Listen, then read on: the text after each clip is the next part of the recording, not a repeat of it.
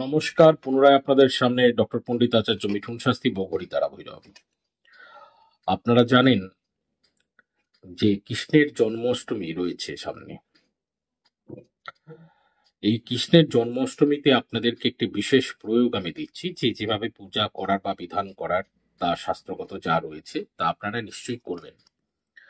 কিন্তু তারই সাথে যদি ইন অ্যাডিশন এই রিচুয়ালসটা বা এই পদ্ধতিতে যদি ফলো করতে পারেন, তাহলে ডেফিনেট কোনো না কোনো একটা পজিটিভ ঊর্জার সঞ্চার আপনারা আপনাদের নিজস্ব পার্সোনাল ইন্ডিভিজুয়াল লাইফে ফিল করতে পারবেন।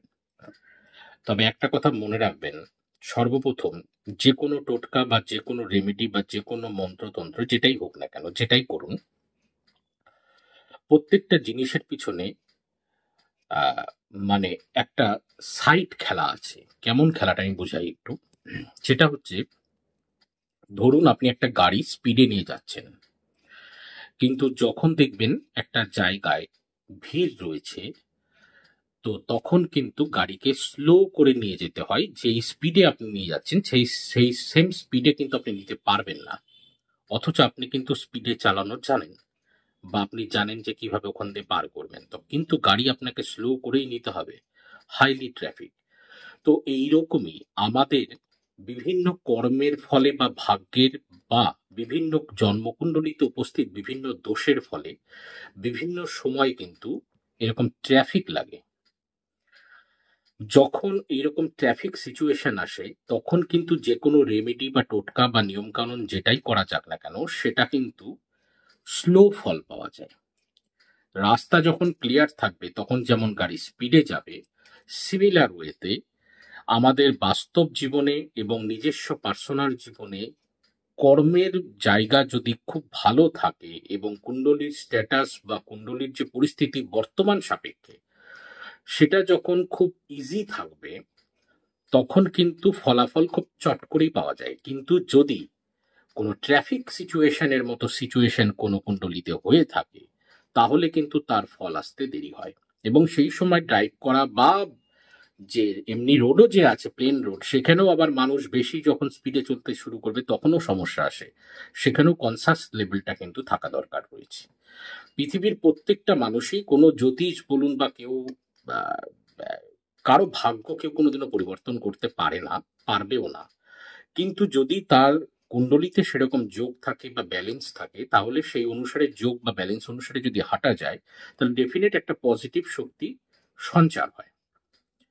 যেরকম আপনার ধরুন 42 নম্বর জামা লাগবে বা আমার 42 নম্বর পাঞ্জাবি লাগবে, আমি যদি 34 বা 36 কিনি তাহলে কিন্তু আমার সেটা হবে না।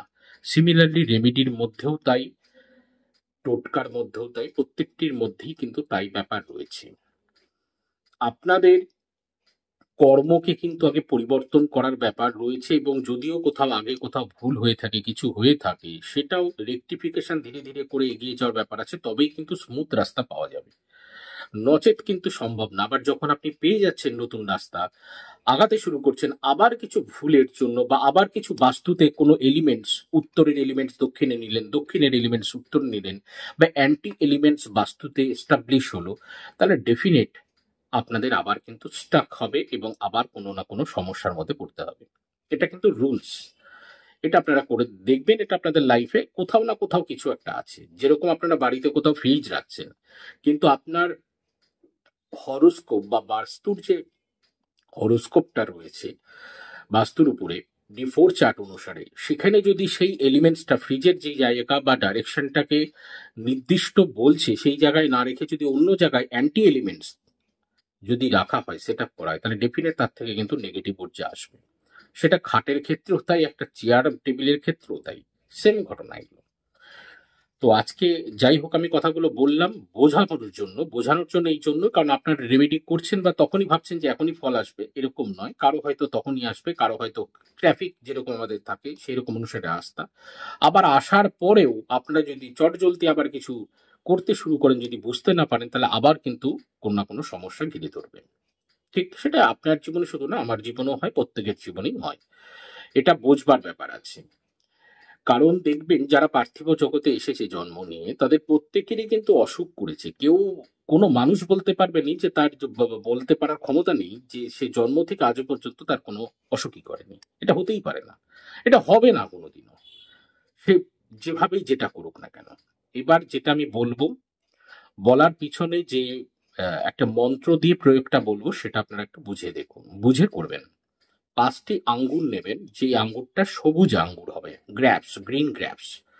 তো সবুজ ৫টি আঙ্গুর হাতের মধ্যে নিয়ে আমি যে মন্ত্রটি বলছি এই মন্ত্রটি শ্রীং হ্রিং ক্লিং কৃষ্ণায় গোবিন্দায় স্বাহা, এই মন্ত্রটি ১০৮ বার ৫টি আঙ্গুর ডান হাতে নিয়ে বাম হাতটা নিচে দেবেন, ঠিক এইরকম করে শ্রীং হ্রিং ক্লিং কৃষ্ণায় গোবিন্দায় স্বাহা এই মন্ত্রটি ১০৮ বার উচ্চারণ করে কোনো শ্রীকৃষ্ণের মন্দিরে বা রাধারানীর কোনো মন্দিরে বা রাধাকৃষ্ণের মন্দিরে বা রাম সীতার মন্দিরে, যে কোনো মন্দিরে আপনারা গিয়ে দিয়ে আসুন। প্রশ্ন হচ্ছে কিন্তু মন্দিরে দেবেন।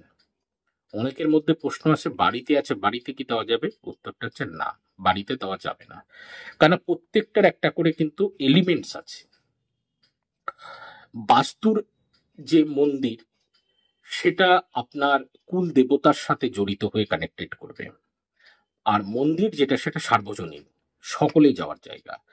তো গ্রুপিং করে সার্বজনীন যে জায়গাটা অ্যালাউ আছে সেটা গ্রহের একটা নক্ষত্রকে ডিনোট করে, আবার বাস্তুর মধ্যে যেই দেবতা স্থান আছে সেটা আর একটা জায়গাকে ডিনোট করে।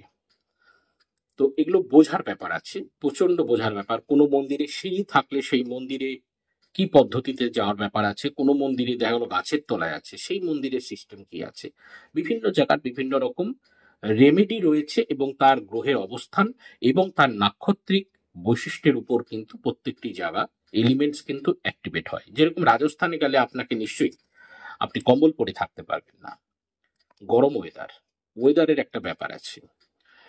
সিমিলারলি দার্জিলিং এ গেলে আপনাকে আবার স্যান্ডো গেঞ্জি পরে থাকা যাবে না, সেখানে আবার একটা ব্যাপার আছে।